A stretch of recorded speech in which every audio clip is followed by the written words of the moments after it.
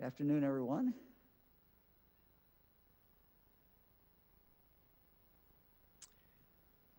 Yesterday, as we all know, a jury in Minneapolis convicted Derek Chauvin of second and third degree murder and second degree manslaughter in the death of George Floyd. Our system of justice worked. The jury members listened to the evidence, did their duty, came back with a verdict. As we go forward as a nation, there is a lot for us to learn from this great tragedy. George Floyd's death laid bare some of our deepest divisions in our country. Our goal, my goal, all of our goal, should be to work every single day to bring us together as a people, to bring us together as a country. I want to talk now about police reform in Ohio. There have been some things that we have been able to do by executive action. On June 17th of last year, I ordered every cabinet agency to review the use of force policies and also to ban the use of chokeholds. That has been done. So every department under my direct jurisdiction, the Highway Patrol, the Ohio Department of Natural Resources, and others, have now banned the use of chokeholds. Last summer, I ordered the Highway Patrol to start the action to obtain body cameras for everyone. For some time, they have had dash cameras, but I felt it was appropriate now for them to lead by example and to have the body cameras. The purchasing of these body cameras has begun, and we would anticipate within a short period of time, the members of the Highway Patrol will always have on the body cameras. Next, we established the Office of Law Enforcement Recruiting within the Office of Criminal Justice Services, again, to help local law enforcement in this area.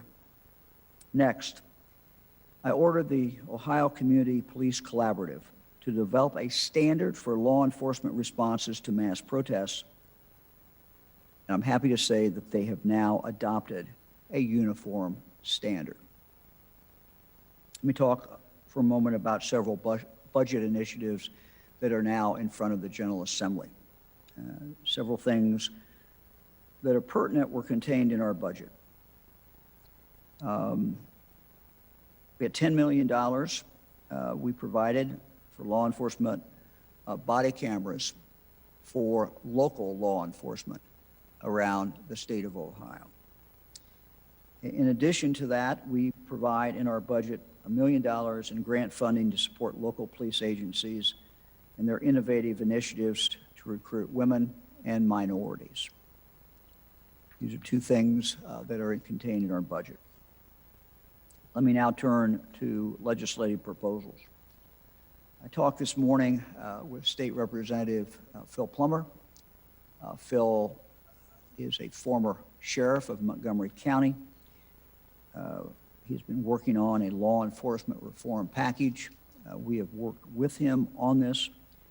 I'm happy to say that he advises me that this bill will now be ready to be introduced within the next few days.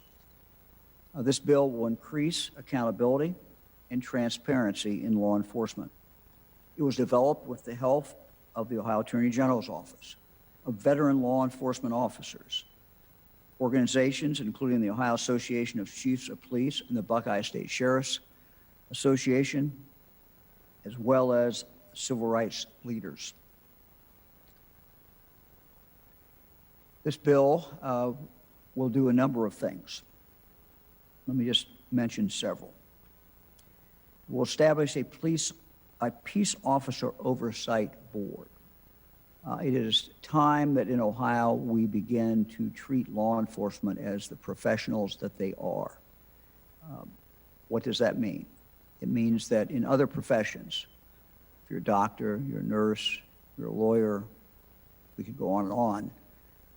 There's not only state regulations, there's a state board, there's a state disciplinary board, a state board that has the ability to pull a license, to suspend a license. It's time we do that in the area of law enforcement. Again, it is a profession. We should treat it as such. Next, the bill also establishes a use of force database, a statewide use of force database, so that the almost 1,000 law enforcement agencies in the state of Ohio would report use of force, and that would be contained in one central location whenever the use of force was used. Next, it would establish an officer discipline database, an officer discipline database. And again, this goes back to treating law enforcement as the profession that it is.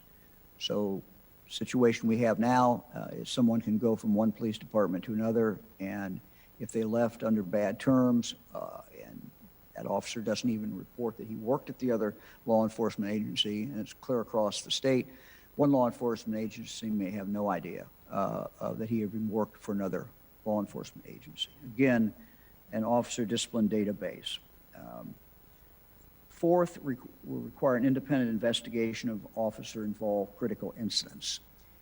Again, outside, impartial, coming in, I think will give people more confidence in the end results.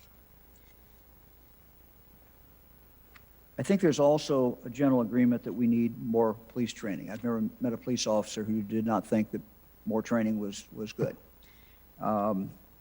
We need an independent, sustainable funding source for law enforcement training in Ohio. Last month, as part of the need to address law enforcement training in the state, I asked Justice of Criminal Justice Services to send out a survey to law enforcement agencies all throughout the state of Ohio. And we asked them to identify training needs and the type of training that they actually have conducted in the last year. Aspirationally what they want, but also what have they done. The survey is back on the 30th this month.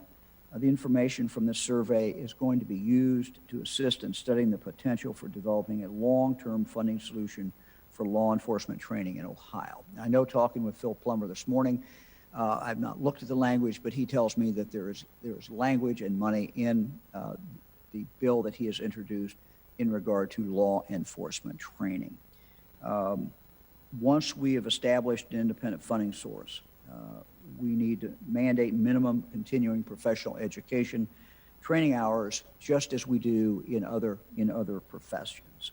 Certainly, that should always include de-escalation and use of force training. Fran and I had the opportunity this morning to visit Primary One Health vaccination site at State Stevens Community House in Columbus. And I would just say at St. Stevens, they do some amazing work helping everyone from young children all the way up to senior citizens, and they've done that for over 100 years. Primary One Health, a community health center, operates a number of clinics around the city, and they go giving vaccinations from one clinic to another. Primary One Health, like other health centers and providers, are receiving state vaccine allocations every week. Let me commend Primary One, their team. I had the opportunity to meet. Fran and I did a number of their members of their team today. And others like them are working hard to ensure their efforts are focused on delivering vaccine to everyone, and certainly including communities of color. Fran and I talked to one man. It's always interesting what you find and what you hear when you talk to people and ask them, why are you getting vaccinated? I always say, did you have a hesitancy about getting vaccinated? And there's always a story about, how they got there and why they are there. And one man told us, he said, I've got an 86-year-old mother, and she's already received her vaccine, and I take care of her. I want to make sure she's around for a long time, and I felt I needed to get the vaccine. So everyone's got a story, and so many people are getting the vaccine and getting it for others. Clinic at St. Stephen's is just a great example, I think, of efforts across Ohio to ensure that all Ohioans have access to this very precious and life-saving vaccine. April is Minority Health Month. Every day our team is focused in our local health department partners and nonprofits throughout the state, and so many others are focusing on making sure vaccines are delivered fairly to minority communities, underserved communities. We still have much to do to make sure all Ohioans are reached and it's convenient and easy for every Ohioan to get it. But I just want to again commend the work that Primary One is doing and other health clinics like them across the state. Tomorrow is Earth Day. It's also our grandson Grady's birthday. We plan on, Fran and I just were talking on the phone a minute ago, plan on planting, Grady always plants a tree, and deciding what kind of tree, and talk with Grady tonight about what kind of tree we'll plant tomorrow. So plant a tree in honor of Grady and honor of Earth Day. Earth Day is a great opportunity to recognize what each one of us can do to protect the earth, protect our planet. One of the things that we can do is help clean up litter. Litter is ugly and it costs a lot. So I asked the Ohio Department of Natural Resources, the Ohio Department of Transportation, the Ohio Environmental Protection Agency to launch a campaign to focus on how a little bit of litter contributes to the bigger statewide problem. This new campaign will prioritize sharing information about litter, why it's a problem, and what we can each do to stop from adding to this litter problem. Additionally, our agencies will host various events throughout the spring and the summer, including a litter summit. Today, the Ohio Department of Transportation Director Jack Marshbanks is out the ODOT Hilliard Garage with the City of Columbus Director of Public Service Jennifer Gallagher. This week, they challenged their respective staffs to a friendly competition of who can collect the most garbage.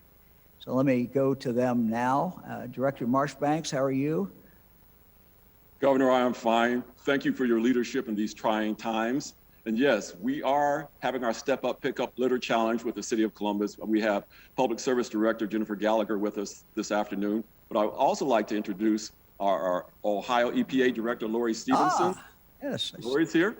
And our Ohio Department of Natural Resources Director, Mary Mertz, who knows all about trees. She's here also.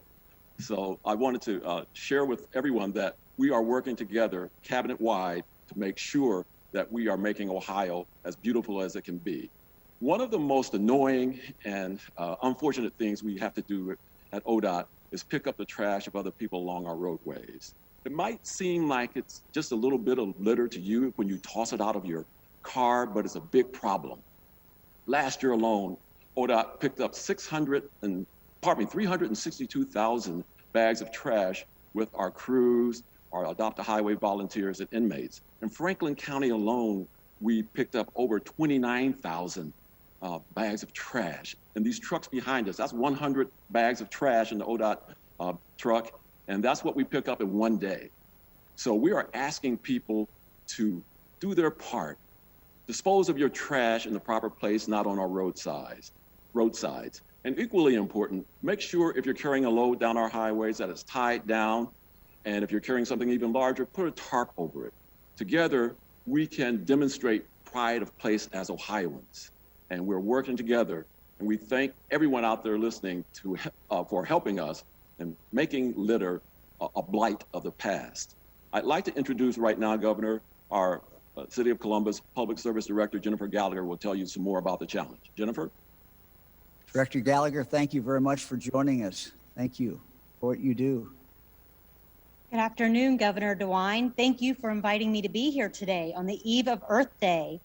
I think you know that the City of Columbus and the Ohio Department of Transportation are engaged in a friendly competition to see whose crews collect the most litter along our roadways. We are battling it up in a Step Up and Pick Up Litter Challenge during this week of Earth Day to clean up our communities. Mayor Ginther and Director Marchbanks have had clean fun engaging in a little trash talk during this challenge. But there really is nothing funny about the serious problem of litter. This unsightly and unacceptable pollution strewn along our roadsides and elsewhere denigrates our community and causes damaging environmental impacts. Often, litter is a great problem in our neighborhoods that are already challenged in socioeconomic factors. On this day before Earth Day in 2021, Columbus continues to move closer to being an equitable and sustainable city. My Department of Public Service leads our city's aggressive litter abatement efforts. Last year, we completed our first ever litter index to score and catalog the amount of litter on Columbus streets. This will help us prioritize cleanup and enforcement. Our department cleans up illegally dumped trash and debris in city alleys and litter along state highways and city arterial streets. We also work with the Franklin County Municipal Court to use litter collection as an alternative sentence when appropriate. Even though we are opponents in the Step Up and Pick Up Challenge, Columbus does assist ODOT with litter cleanup along freeways and ramps when needed. In the near future, Mayor Ginther and I will be announcing a major initiative that will employ hundreds of Columbus teens and young adults to collect litter and participate in hands-on environmental educational activities, inspiring them to become leaders in protecting our precious environment. Even before our competition with ODOT began on Monday, Columbus street maintenance crews had cleaned up more than 26 tons, yes, 26 tons of litter and almost 200 tires discarded along our city roadways. It is a messy task that also poses safety risks for our crews. It is a task that shouldn't be necessary, as Director Marchbanks mentioned. Litter is a solvable problem when each of us takes the time and personal responsibility to properly dispose of our trash. Use public trash receptacles, or wait until you get home to toss your trash in our refuse container and recyclables in your cart. Get involved in community cleanups. Our city has a very active Keep Columbus Beautiful program. Countless volunteers devote thousands of hours each year to litter collection in neighborhoods throughout our community. Just join the effort. Challenge a neighboring subdivision to see who can collect the most litter to build pride and friendships, similar to the competition this week between us and ODOT. Now, Governor ODOT is a worthy opponent. With all due respect to Director Marchbanks and his team, when the final tally is announced tomorrow on Earth Day of how much litter each of our crews has collected this week, I do think that the city is going to walk away with the bragging rights. Thank you for hosting me here today. I so appreciate it. Director Gallagher, thank you very much, and to all four directors, we appreciate it, and keep picking up the trash, and we'll see who wins. ODOT will be victorious, Governor. Don't doubt it. Thank you. Appreciate it. Thanks, everybody. Bye. Eric, let's go to the slides for the data. We'll start first with the daily data. Cases 1789. The good news is we're seeing what appears to be certainly a plateau in cases. We will feel better when it's really a defined downward direction. I don't think we can say we're there yet, but we certainly hope as more and more people get vaccinated, we're crowding this virus out, making it tough for this virus to spread. So it's still at a high rate, but it's certainly not going up, and we're seeing certainly a very significant leveling off. If we look at the other numbers, unfortunately, our hospitalizations are higher than they have been. On the average, ICU is right what the 21-day average. Let's go to the next one, Eric. If we look at this is all 88 counties. Again, this is the key indicator. Our top county, unfortunately, remains Lucas County at 357 cases per 100,000 over a 2-week period of time. So Lucas, Williams, Madison, Erie, Summit, Cuyahoga, Jefferson, Defiance, Ashtabula. Those are the top, unfortunately, the top counties. And lowest county is Gallia and Meigs and Fayette. So again, as we look at this, again, we would hope that this would all become white. We're still at a high pretty high level, as you can see, about 3.5 times what the CDC says is high incident level. And, you know, this is appearing certainly more prominently in the northern part of the state. Eric, we'll go to the next. Again, this is the top counties. We'll go to the next one, Eric. Our daily slide. This is our daily slide of vaccine. First thing I look at comes out usually around midday, and you know, certainly keeping an eye on that. These are first doses, 29,000. So not where we want to be, not where we have been. You know, we had days that were 80 and 90,000, and we've seen certainly a significant decline in the number of first doses. I want to look at the age groups, and I think the age groups are quite interesting because our older Ohioans, those numbers continue to slowly go up, even though they're already at a fairly high rate. Over 80 is almost 74.5%. 75 to 79 is 75.5%. 70 to 74 is 78%. That population has got the vaccine, and 65 to 69 is 72. And we drop off, you know, from there. One of the keys going forward, obviously, is to get people 50 and under taking it at a higher rate than what we're seeing so far. An interesting, if you look at the first doses, I asked our team to break it out for just 16 and 17-year-olds, and not bad. Almost a fifth of all of them, 18.6% of 16 and 17-year-olds have now received their first dose. So, you know, that's what happens with our younger people is really going to determine, you know, how fast we can reach this herd immunity, how fast we can reach the numbers that we need to reach to make us a lot safer. Second dose, Eric, you want to put that slide up? And again, you know, 66,000 second doses yesterday. So those numbers are hanging in there pretty good on the second doses. We are now at 38, going back to the first doses, 38% of the population, the total population of the state, and some people obviously are not even eligible. 38% of the total population of the state has got the first dose, and 27.5% are now fully vaccinated. Eric, we'll go to the hospitalization slides. Again, these are lagging indicators. 1243 is the number for today.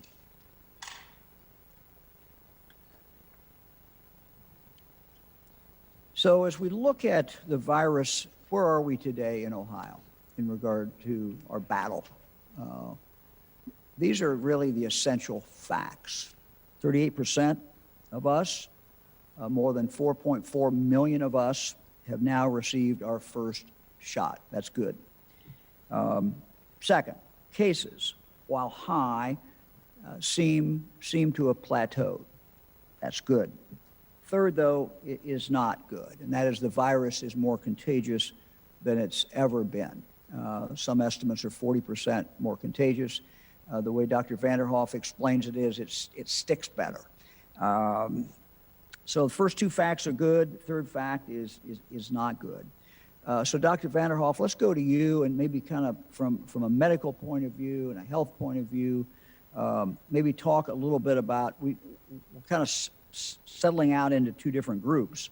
And they're certainly not permanent groups. We're having more people vaccinated every day, but we have a significant number of us, almost 40% now, of us who are vaccinated, and we obviously have people who are not vaccinated. Some are not even eligible yet. But talk to us a little bit about the risk of where each group might be, and how we should think about this as we move forward, and how individuals can think about it. Well, thank you, Governor. As you note, the pandemic is quickly evolving into a tale of two groups of Ohioans. On the one hand, we have the vaccinated Ohioans who are very well protected against this virus. and much less likely to spread it to other people. Their situation is very good.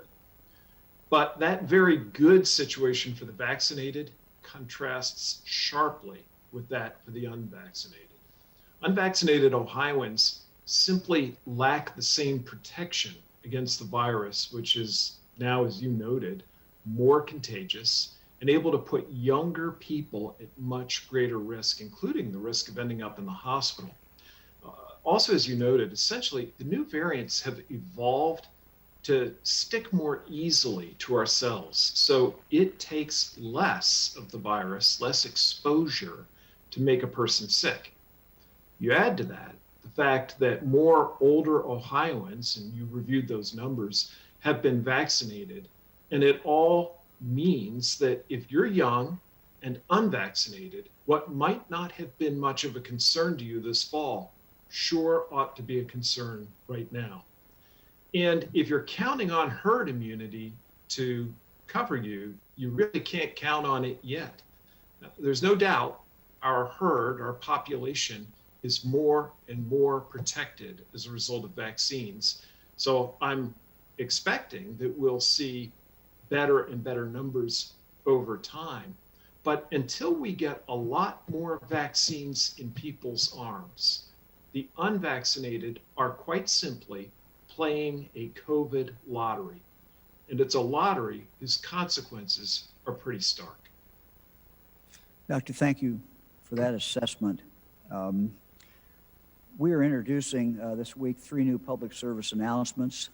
2 of them are focused on why some of our younger Ohioans have taken the opportunity to get vaccinated. And as I said, significant number of young people have already done so. These young people talk about wanting to get back to the things they love, such as going to live concerts, going to sporting events, going out with friends, all the things that we all like to do.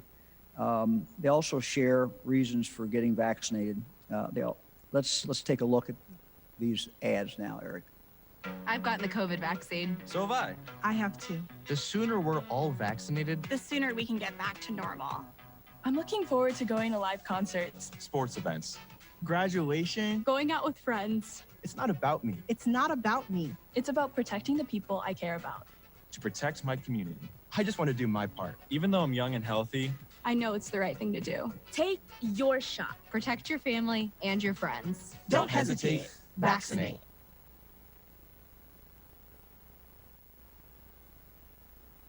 Now that I'm vaccinated, I feel protected. I feel safer.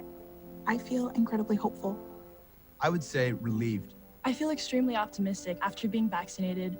I can't wait to go and see my grandparents again. I'm looking forward to going to classes in person. It's not about me. It's not about me. It's about protecting the people I care about. It's about my community. To keep everybody safe. it's all about protecting the people that I love. Protect your family and your friends. Don't hesitate. Vaccinate. Well, those are great. We also have a PSA featuring Dr. Frederick Bertley, the president and CEO of COSI. He's an immunologist. In this PSA, he talks about the ingredients in the vaccine. Let's take a look. I'm Dr. Bertley, president of COSI, but I'm also an immunologist. There's a lot of misinformation about what's inside the COVID-19 vaccine. Truth is, there's just a few simple ingredients. Water, sugar, salt, fat, and most importantly, a building block for protein that teaches your body how to recognize and fight COVID-19. That's less stuff than a candy bar or a can of pop. The vaccine can save your life. And that's why I'll take the shot.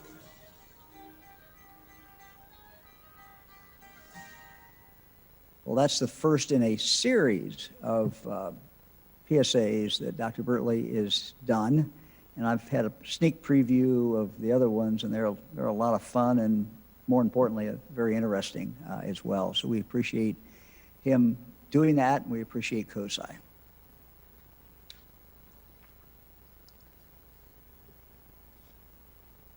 I have the opportunity every week to hear some great stories of what innovative people throughout the state are doing to take vaccine to their fellow Ohioans. Some wonderful efforts.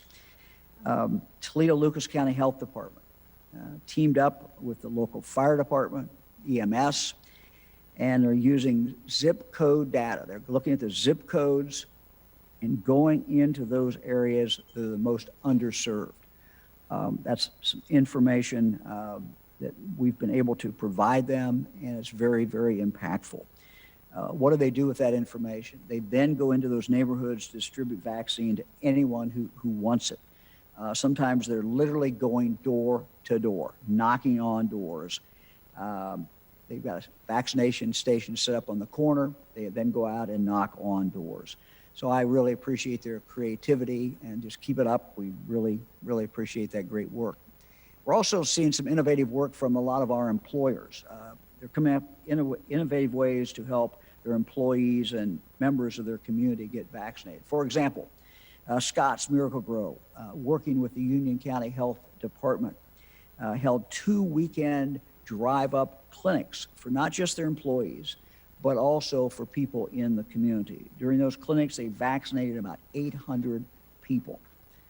Whirlpool partnered with local providers at each of their 5 facilities located across the state of Ohio to hold on and off site clinics to provide easy access to vaccinations for their employees. Worthington Industries conducted 7 COVID-19 vaccine clinics to help get employees and their families vaccinated. Great when you can do it for our businesses to be able to include families. First, they held drive-through clinics for their frontline employees who are working in facilities throughout the pandemic. Then, Worthington Industries expanded appointment opportunities to their office people, support personnel working on site, and those working from home, as well as the employees' family members. So we salute all the companies that are doing this, and I know many of them have plans to do it and are working on those plans. Let me give you a quick update of the Wolstein Center. They continue to average about 6,000 doses a day, putting in arms. It's open today. We are in week 6 of the clinic. So week 6 is the last week of the second doses. First 3 weeks were first doses. 4, 5, and 6 are second doses. To date, we've administered about 200,000 first and second doses of the Pfizer vaccine. We've opened up appointments now. Appointments are open for next week, for the 7th week. Anyone can go at gettheshot.coronavirus.ohio.gov. That's gettheshot.coronavirus.ohio.gov. You can also call 833-4-ASK-ODH to book your vaccination. Those should be open right now, and you can start reserving your space for next week. Pfizer will be the vaccine. Pfizer will be the vaccine. This year, we're reaching an important milestone, 1 year of connecting Ohioans who are struggling with pandemic-related anxiety, depression, stress, other mental health issues, putting them in contact with trained personnel, professionals who can listen and then refer them to local services. The Ohio Care Line, 1-800-720-9616, is a toll-free service that began in April of last year as we began ramping up efforts to limit the spread of COVID-19. We knew that helping Ohioans maintain good mental health was very, very, very important. Since its launch, counselors have taken nearly 6,100 calls from throughout the state of Ohio, all 88 counties. I want to thank particularly Director Lori Chris and the Ohio Department of Mental Health and Addiction Services and their local partners for supporting this effort. It's important to know that it is okay not to be okay, and to reach out for help if you need help.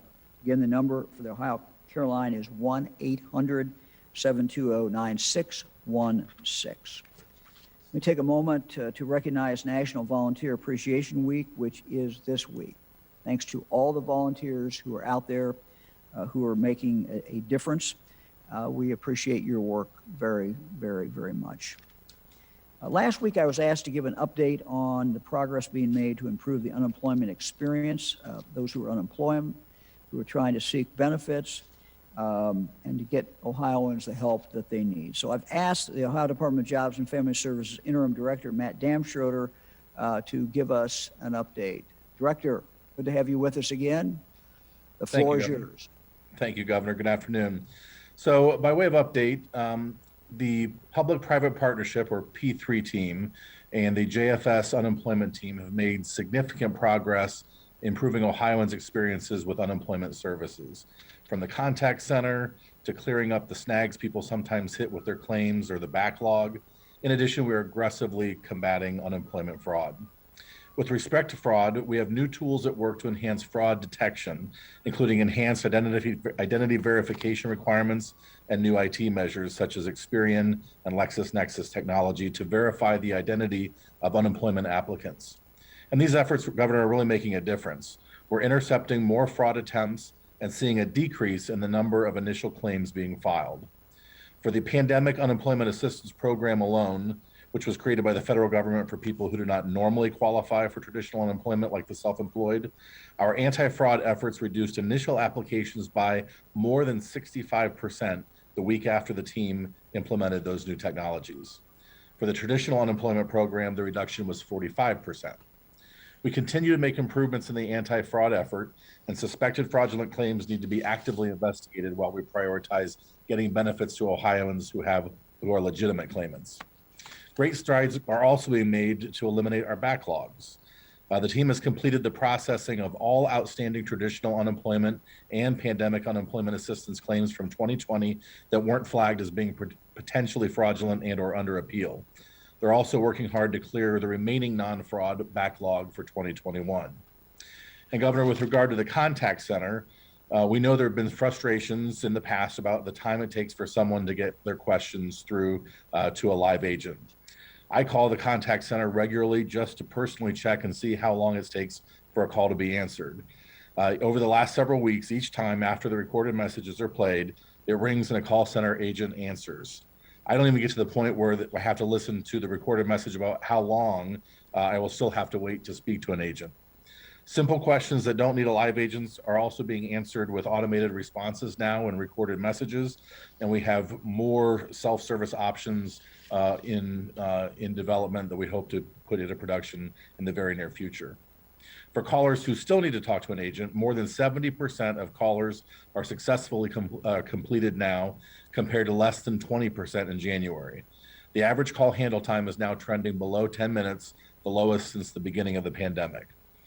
So obviously we know, certainly on the call center front and for people who have claims that are still pending, it's good news that we're moving forward, but we still need to make a lot of progress. And the JFS team and the P3 team will not stop our efforts and our work striving to improve. We want Ohioans to have a better experience with their unemployment system, and we're not going to let our foot off the gas. And we're going to make sure that people with valid unemployment claims get their questions answered quickly and receive the financial assistance that they deserve as soon as possible. We're going to continue our good work, Governor. Director, thank you very much, and we'll bring you back every few weeks to kind of give a report to the people of the state. Thank you very much. We're ready for questions. Governor, first question today is from Jess Harden at mahoningmatters.com. Jess. Governor, thanks for taking my question today. I spoke last week with a Cleveland-based food distributor who told me that Mother's Day is the biggest day of the year for the food service industry. Folks in the industry have also pointed to Easter as a source of the spring surge.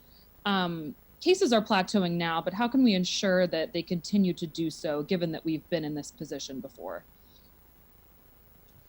I think the best thing that we can do as far as keeping cases from surging back up, we have a tool now that we didn't have. We were all on defense before, had no way of being on offense. The offense now is the vaccine, and that's why we're working so very hard to take the vaccine to everybody in Ohio who wants it, making it available, and we will continue to do that. So we would like to see those numbers go up every day. We'd like to be looking at 60s and 70,000s instead of 20,000s. But the good news is every time you see another 20,000, 30,000 people, those are people who are on a pathway in a very short time not to be able to host it, not to be able to pass it on, and not be able to get it. So that's how we drive this thing down. That's how we win. Next question is from Andy Chow at Ohio Public Radio and Television. Andy. Hi, Governor. Question for you, and also for Dr. Vanderhoff. When I talk to people who say they're not going to get the vaccine, they say it's because they're willing to get the virus. If they end up getting the virus, they're okay with it, and then they're okay about their loved ones if they're worried about them because their loved ones did get the vaccine. Are people who don't get the vaccine only putting their own health at risk? I'm going to let the doctor answer that. Doctor? Randy, that question is very timely. It's very important because I'm hearing that a lot myself. And the fact is that yes, people who don't get the virus are putting themselves at risk, but they're putting other people at risk as well. So think about this virus and the fact that it now just doesn't take as much of it. You don't need as much of an inoculum, as a high exposure amount of the virus to get sick. And look at what it's doing to younger populations. I looked back at our December-January timeframe for hospitalizations by different age groups, and then looked at what March-April have looked like. And it's pretty striking. When you look at people in their 20s, back in the winter, they were 3 to 4% of the admissions. They're 6% of the admissions now. Look in the 40s. They were 6 to 7% of the admissions. It's nearly doubled. They're 10 to 13% of the admissions. While people in their 70s, they've dropped from being 25% of the admissions to 18%. So you can see this shift going on. But you're absolutely right in pointing to the fact that we're also doing a disservice to the people we care about. Because we know that for many, many young people, what happens is you get the virus and it's relatively mild, or you don't even notice you've got it at all, and you're spreading it around to the people that you care about, and they could get sick. Vaccine avoids all of that. Andy, let me maybe give a scenario, and looking at the facts that you kind of stipulated here. This would be the facts. You know, I'm not worried about it. I'm willing to get sick. Everybody in my household has been vaccinated. My loved ones. Let's say my mother, who I visit, has been vaccinated. Again, though, there is the other people around. You know, you can't be sure that everyone that you're going to come in contact with has been vaccinated. In fact, we know statistically that, you know, we still have over half Ohioans who have not been vaccinated. So if I get it, I certainly can spread it. And I can spread it to anybody who I might come in contact with who has not been vaccinated. So we're sort of playing, you know, if I do that, then I'm making a decision, you know, maybe 4 or 5 closest people to me are vaccinated, and maybe I'm not going to worry about them, but how about other people that I might come in contact with? So this is, you know, we're not in this separately. You know, this is not just a choice that everyone decides to make and then they live with the consequences. The sad truth is that when someone makes a decision not to get vaccinated and they end up getting it, they very well may be giving it to other people, and other people who are very vulnerable. And there's no way to ensure that that will not happen. If you look at it from the big picture, the macro point of view, we know how we drive this virus down, and that is by more and more of us getting it. So the more and more of us get it, the safer we're get the vaccine, the safer we're going to be. But as Dr. Vanderhoff has pointed out before,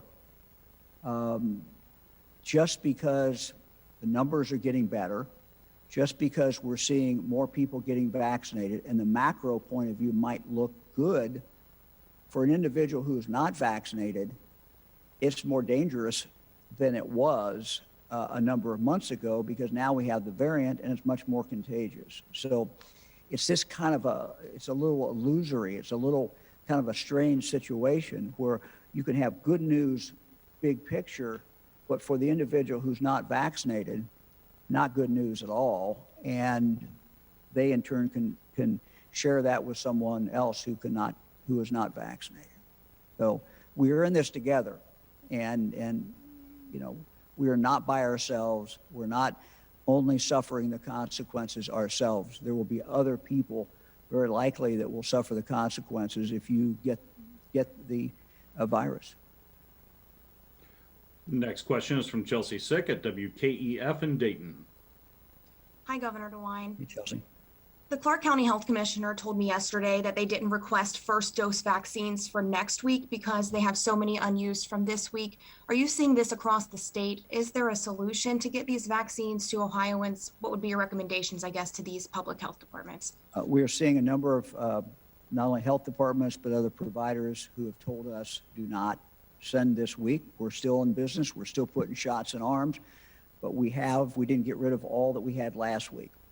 Now, on the other side of that is we have expanded every week for the last few weeks. We've expanded the providers. So we're reaching out further and further, more and more primary care physicians. And I would say this, that if you're a primary care physician, if you think you can get shots in arms of your patients who have not had these shots, let us know. I mean, we're looking for partners out there. Anybody who thinks that they have a unique ability to reach people who have not been reached yet, we want to supply you with the vaccine to do that. Next question is from John Bedell at WHIO in Dayton. Hey, Hi, Governor. As you mentioned, you first brought up police reform and calling for it along with Attorney General Yost about 10 months ago in June. Mix of administrative changes that you've laid out and implemented, also some legislative proposals then. I know that the legislative effort has not reached the threshold until this point of actually being introduced, but what makes this time different since legislative efforts on this front have stalled so far? Well, that's a very good question. I think I know a lot of work has gone into this. We brought civil rights advocates together, community advocates together with the FOP, and put them in a room, and in some cases got feedback from some, and so we've been going back and forth. And former Sheriff Phil Plummer, who is the author of this bill that will be introduced in a few days, he and I are both confident that we can get this passed. This is something that a lot of work went into it. These are common sense reforms. These are reforms that police can agree to. They're reforms that community activists can agree to, and they just make common sense. Shouldn't we treat police officers the same way we treat other professionals? Aren't they that important?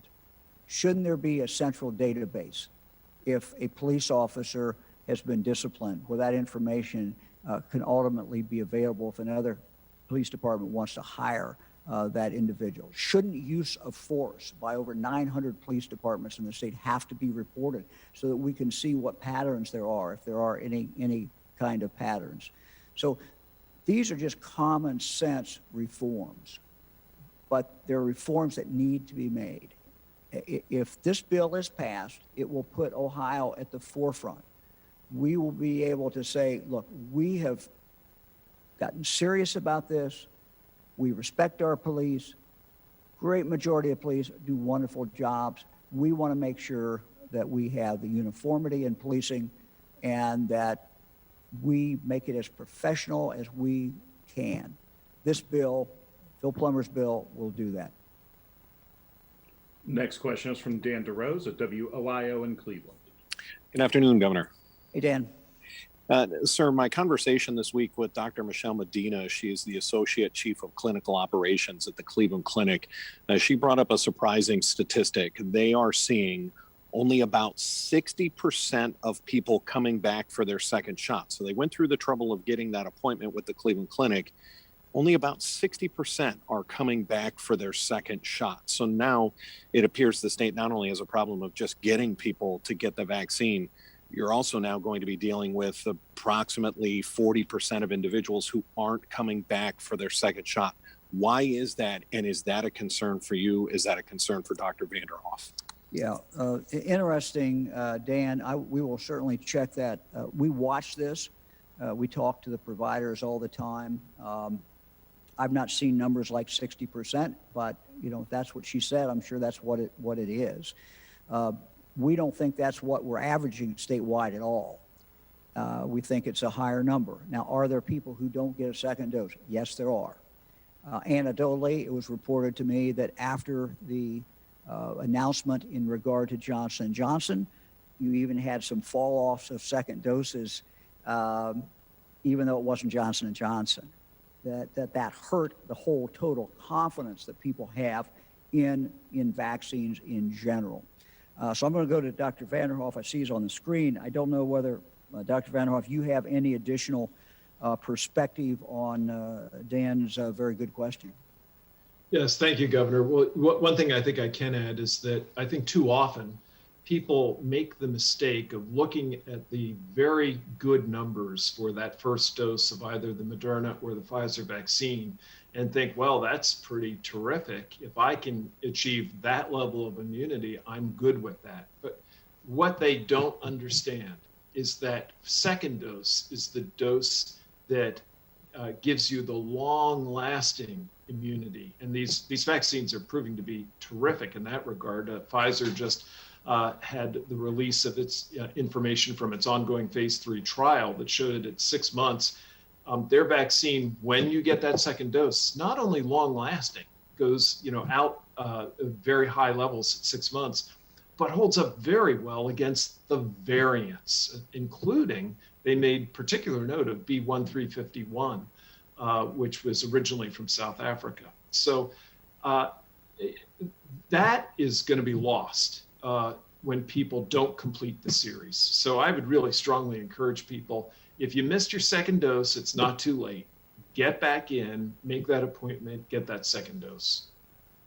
So, Doctor, let's just follow up on that if we could, because I think that's a very interesting question. If someone has decided for some reason they just kind of blew it off for that second dose, and now they're watching you or they're hearing this on TV tonight, can they go back and get that second dose? They missed their appointment. What do they do?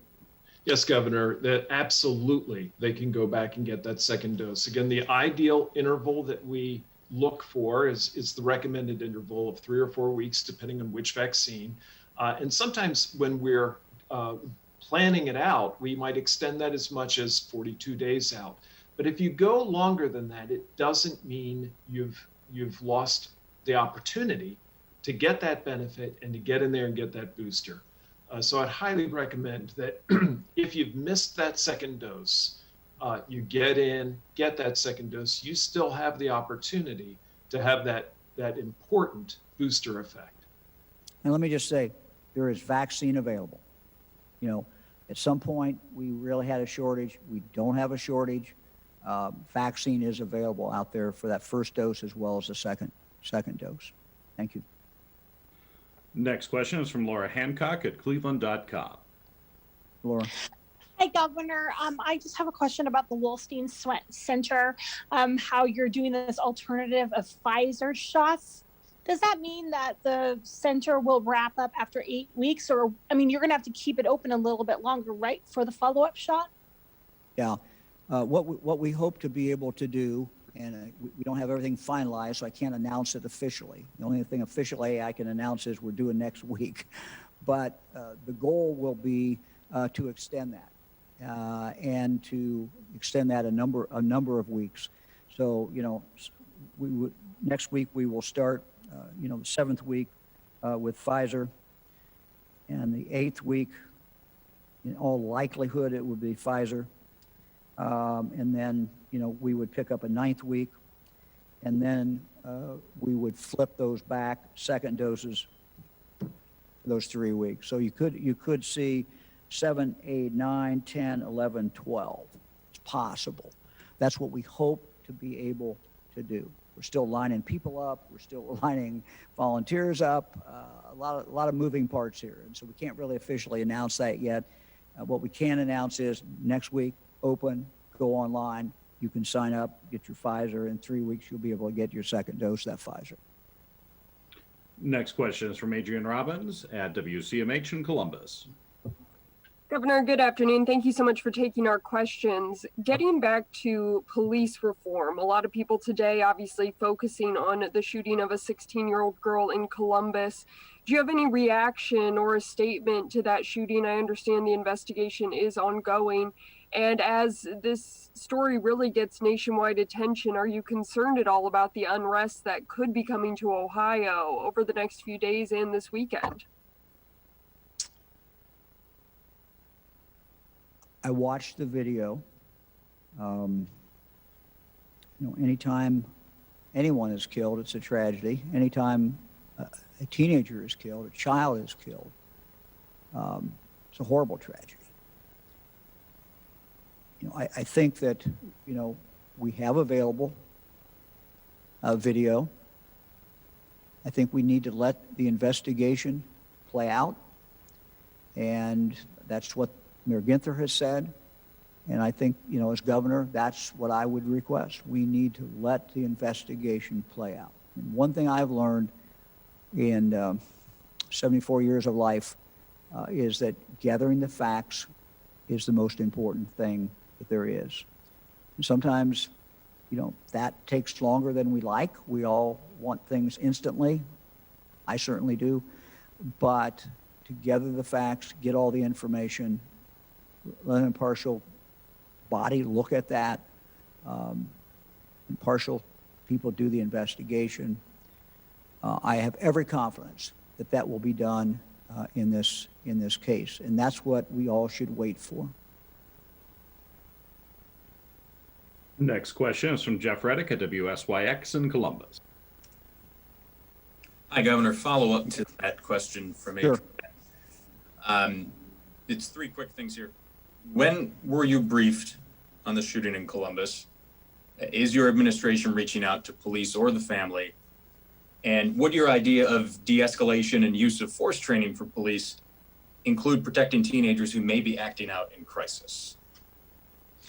Well, as far as your last question, my experience as Attorney General, when we spend a lot of time looking at this, a lot of time doing things, is that the more you can make police training real life, real time, the better off you are. That's why, scenario villages are good. If you can't do the scenario villages, at least be doing it on a screen. The more you can make that real, the better outcomes that you're going to have. Police officers, have to make decisions in a very, very, very short period of time. And it's why we need in this state and what my understanding of Phil Plummer's bill does, he calls for a study. Provide some money now, but we need a dedicated fund so that we don't go through this every budget cycle. We need a dedicated fund to train police officers in the state. We have over 900 police departments in the state of Ohio. The training that they receive is inconsistent by its very nature.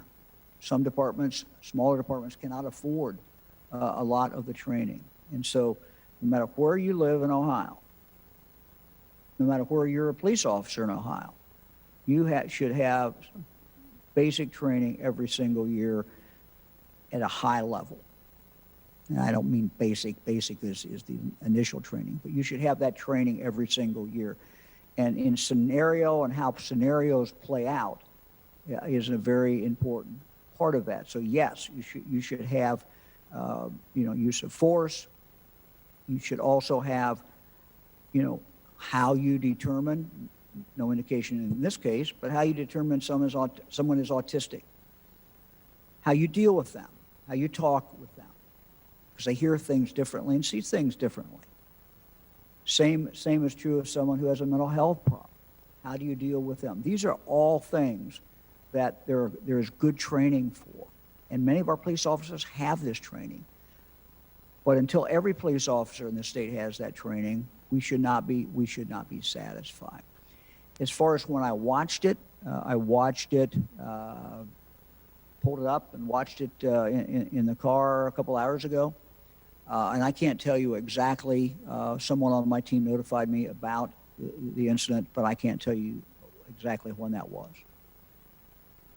Next question is from Molly Martinez at Spectrum News. Hey, Molly.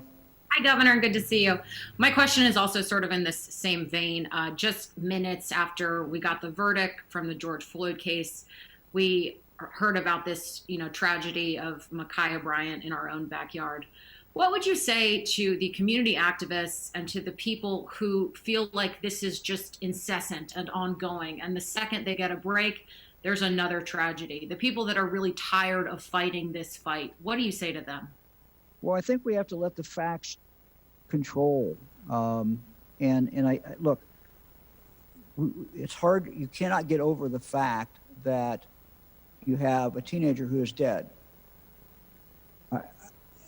And that's a horrible, horrible tragedy. We have to look at the facts. We have to look at, police officers are judged every single time to a standard. And we have to look at that. And, you saw the video, I'm sure, and that many people who are watching this saw the same video I saw. And so, that's what a police officer was seeing, at least part of what a police officer was seeing.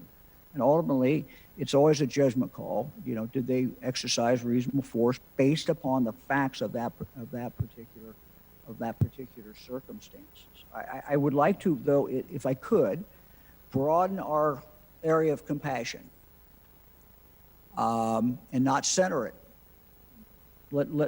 We should have enough compassion to worry about every child who is shot in our cities in the state of Ohio in a year. Every single child. And every single community has got children who are shot. Random acts of violence, specific violence, and they're killed. So the loss of every child who is dying in our cities, who is killed by a knife or by gun, we should worry about them, and we should try to get to the root cause of that. And we should not accept it. And unfortunately, when we hear about a shooting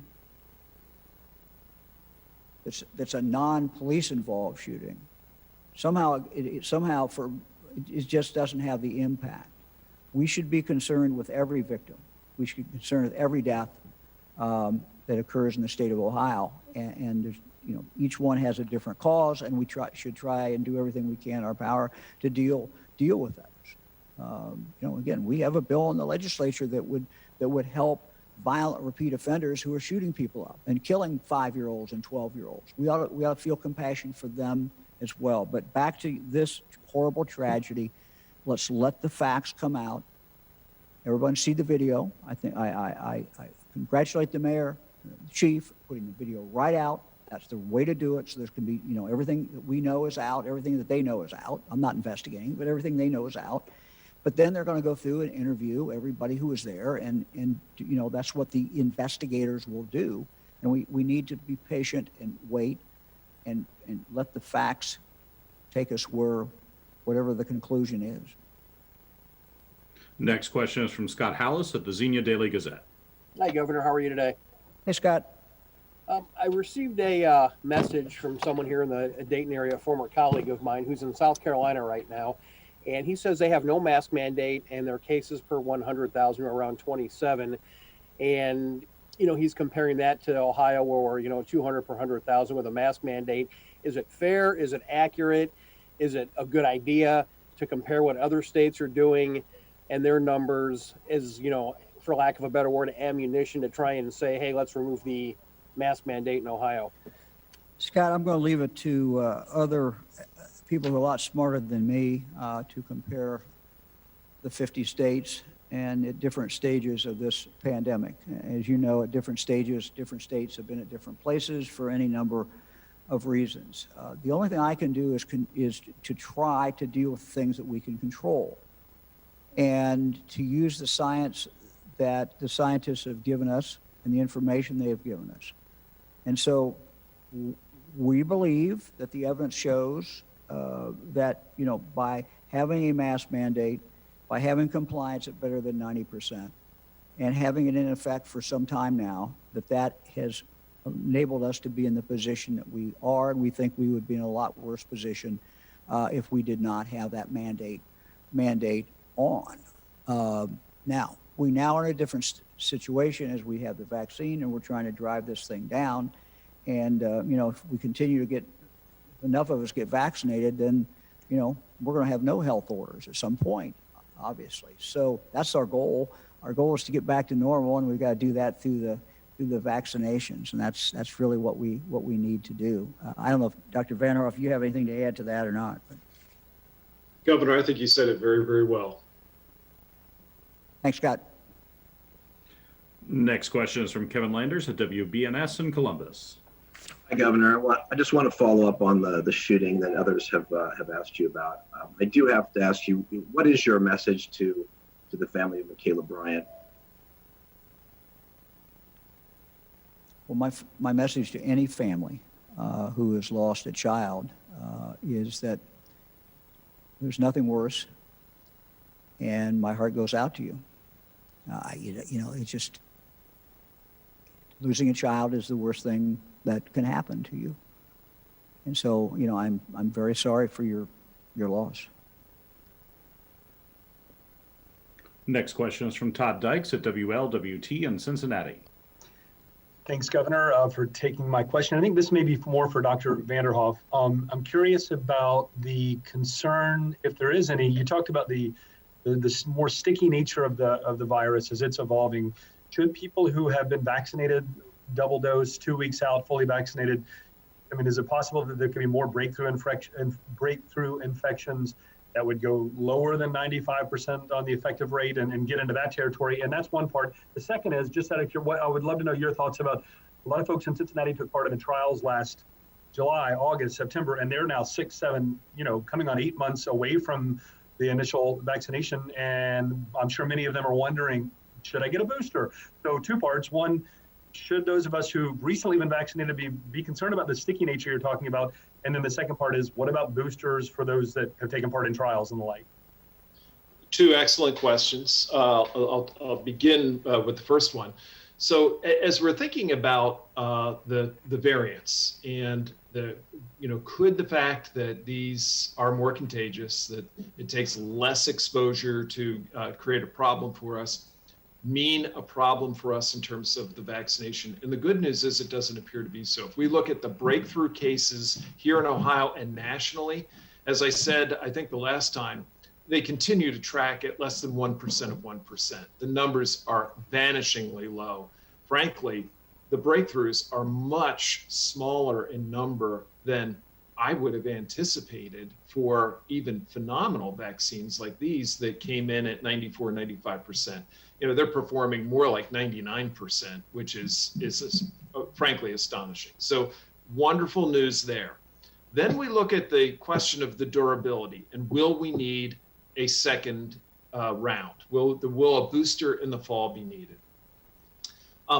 The fact is that we're going to need more time to definitively answer that. You may have seen that the chairman of Pfizer was talking about, they're working actively to develop one, and it is a possibility, and that's all true. But there's really good news that I referenced that has come out of the phase 3 trial.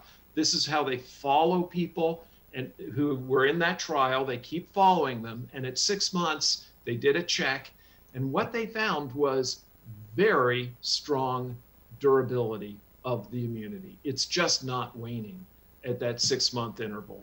Add to it the fact that it appears to hold up very well against the variants, including some of the ones that were most feared to escape the protection provided by the vaccine. So on both fronts, looks good.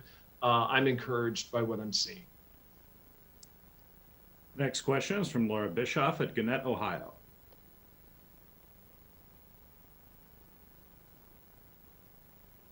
Good afternoon, Governor. My question has to do with the police reform stuff. Do you think that the use of force database and the discipline database, should those be open for as public records for public review? Why or why not? You know, Laura, I haven't really studied that. I don't really know. You know, certain things that we keep, as you know, only for law enforcement purposes. For example, you know, criminal record, or you run someone's full background, you go up and you look at warrants and things like that. You know, those are generally confined. You can only use them for police purposes. So even if you're a police officer, you can't look at them unless you're looking at them for the right reason. So it's something I certainly will look at, but I don't have really any thoughts at this point. Next question is from Nathan Hart at WCPO in Cincinnati. Hi, Governor. We have the 50 cases per 100,000 number here in Ohio when the restrictions come off, but in Kentucky, that threshold is based on number of people vaccinated. Now that everyone is available for a vaccination in Ohio and in the country as a whole, are you sticking to your case number, or have you considered switching metrics to something else like vaccinations? Yeah, look, Nathan, great question. We are actually looking at that. We don't have anything to announce, but we're looking at that. I mean, we're looking at any kind of measures that would tell people kind of where we're going and what we have to achieve. So we're not ruling that out at all. We saw what Governor Beshear did, and you know, we certainly look at that.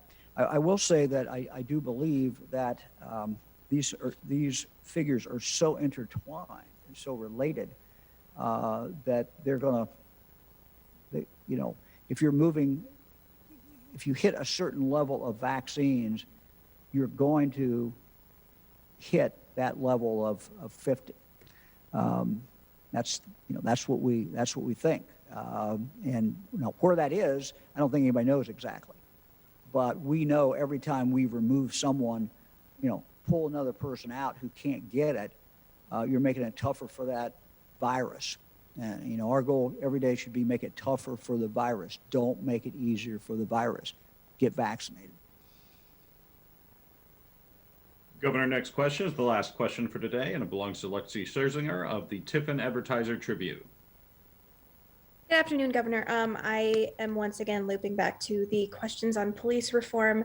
You mentioned quite often the presence of, quote, violent repeat offenders as the root of the gun violence problem.